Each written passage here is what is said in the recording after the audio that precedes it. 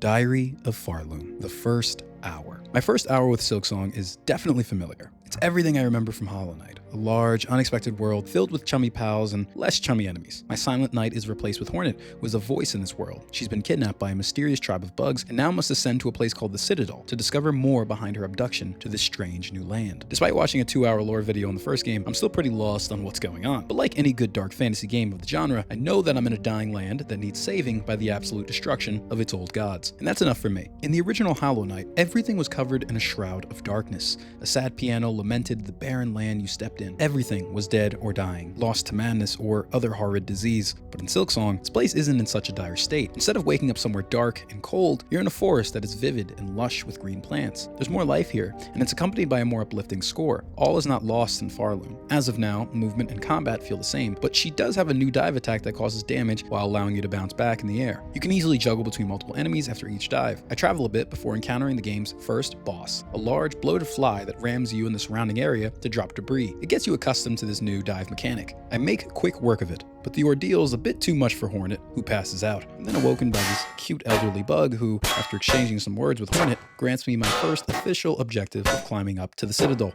Then behind her is the game's first major hub town, Bikini Bottom.